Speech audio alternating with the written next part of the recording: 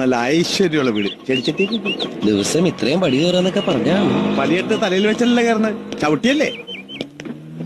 ഇവിടെ ആരുമില്ലേ? ആരുമില്ല കേട്ടോ, പോവാം. ആളുണ്ട് ഡെഫിനറ്റ് ആയിട്ടുണ്ട്. ദേ വരുന്നുണ്ട്.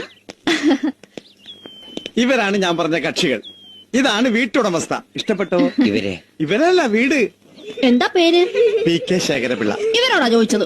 ഞാൻ രാധാമണി, ഇത് സുന്ദരേട്ടൻ. പ്രസവത്തിന് മുമ്പിട്ട പേരാ. എന്താ മോന്റെ പേര്? വാവാ നല്ല വിഷ്ണു. ഭയങ്കര നാണക്കാരനാ. കണ്ടപ്പോഴേ തോന്നി.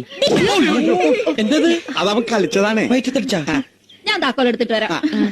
പുറത്തുനിന്ന് നോക്കിയാ ചെറുതാണെങ്കിലും അകത്തുനിന്ന് നോക്കിയാ പുറം വിശാലമാണ്.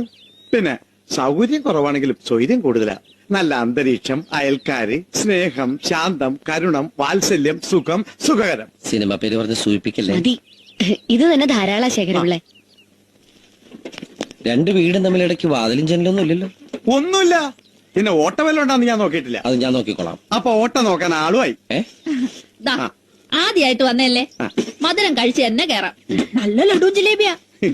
അത്യാവശ്യം വേണ്ട വീട്ടു സാധനങ്ങൾ എല്ലാം അകത്തുണ്ട്. സൂക്ഷിച്ചാ മതി. ദാ താക്കോല്. സുന്ദരേട്ടൻ വാങ്ങിച്ചാ മതി. വാങ്ങിച്ചോ. അതെ, കമ്മീഷന്റെ കാര്യം മറക്കണ്ട. കാര്യം വേറെ, സ്നേഹം വേറെ, കമ്മീഷൻ വേറെ. അതിനെന്താ തരാലോ. ഓ. സുന്ദരേട്ടാ, ഞാൻ പിടിക്കാം. അയ്യോ വേണ്ട. അയ്യോ, തിരികെ വെക്കണ്ട. എനിക്കും തന്നേക്ക് 24 രൂപ 55 പൈസ. 24 രൂപ 55 പൈസ. അതെന്തിനാ? ലഡുവിന്റെ ജിലേബിയുടെയും കാശ. ഞാൻ ഇവിടെ ഇത് വിൽക്കാൻ വേണ്ടി വെച്ചിരിക്കുന്നതാ, അല്ലാണ്ട്. ആഹാ.